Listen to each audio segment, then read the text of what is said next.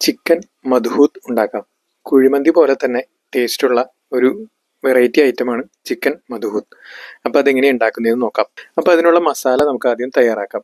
2 table spoon മുഴുവൻ മല്ലിയും, 2 table spoon കുരുമുളകും, 1 സ്പൂൺ പെരിഞ്ജീരകം, 1 സ്പൂൺ സാദാ ജീരകം, പിന്നെ 5 ഏലക്കായ, 5 ഗ്രാമ്പു, പിന്നെ 3 പീസ് കറുവപ്പട്ട. അപ്പോൾ ഇത്രയും ഐറ്റംസ് പാനിലേക്ക് ഇട്ട് നമുക്കൊന്ന് വറുത്തെടുക്കാം.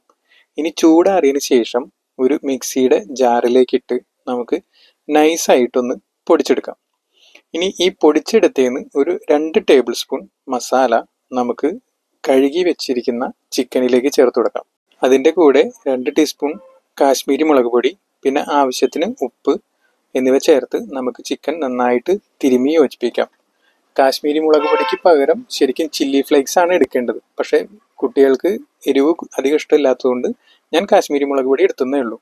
ഇനി ഒരു ചെറുനാരങ്ങയുടെ പീസ് പിഴിഞ്ഞൊഴിച്ചതിന് ശേഷം നമുക്കിതൊരു അരമണിക്കൂർ റെസ്റ്റ് ചെയ്യാൻ വെക്കാം.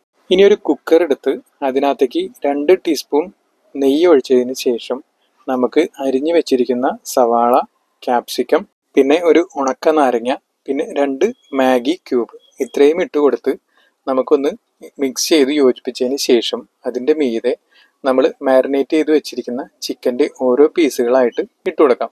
ഇനി എല്ലാം കൂടി ജസ്റ്റ് ഒന്ന് മിക്സ് ചെയ്തതിന് ശേഷം കുക്കർ അടച്ച് നമുക്കൊന്ന് ചിക്കൻ വേവിച്ചെടുക്കാം. ചിക്കൻ വെന്ത് കഴിയുമ്പോൾ കുക്കർ തുറന്ന് നമുക്ക് ഈ ചിക്കൻ പീസുകൾ ഓരോന്നായിട്ട് മറ്റൊരു പാത്രത്തിലേക്ക് മാറ്റാം.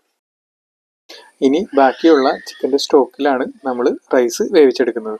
അപ്പോൾ അതിന് വേണ്ടിയിട്ട് അരി നല്ലപോലെ 3-4 പ്രാവശ്യം വാഷ് ചെയ്തതിന് ശേഷം നമുക്കൊരു 10 മിനിറ്റ് കുതിരാൻ വെക്കാം. ഇനി ഈ ചിക്കൻ്റെ സ്റ്റോക്കിലേക്ക് നമുക്ക് കുറച്ച് വെള്ളം ആഡ് ചെയ്ത് കൊടുത്ത് ആവശ്യത്തിന് ഉപ്പുമിട്ട് 10 മിനിറ്റ് കുതിർന്ന അരി കഴുകി വാരി നമുക്ക് കുക്കറിലേക്ക് ആഡ് ചെയ്ത് കൊടുക്കാം.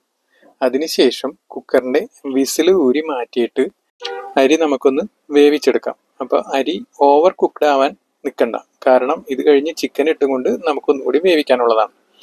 ഇതിൻ്റെ ഇടയിൽ ഒരു ഫ്രൈ പാൻ വെച്ച് അതിനകത്തേക്ക് 1 ടേബിൾ സ്പൂൺ നെയ്യ് ഉരുക്കിയതിന് ശേഷം നമുക്ക് ഈ ചിക്കൻ്റെ പീസുകൾ ഓരോന്നായിട്ട് ജസ്റ്റ് ഒന്ന് വറുത്തെടുക്കാം.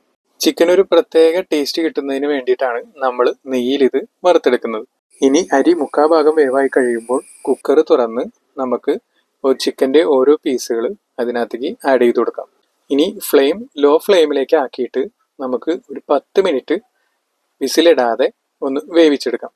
ലോ ഫ്ലെയിമിലേക്ക് ആക്കിയില്ലെങ്കിൽ ചോറ് അടിയിൽ പിടിച്ച് കഴിക്കാൻ പറ്റാത്ത പാകമായി പോകും. അങ്ങനെ ടേസ്റ്റി ആയിട്ടുള്ള ചിക്കൻ മദ്ഹൂത്ത് റെഡി ആയിട്ടുണ്ട്.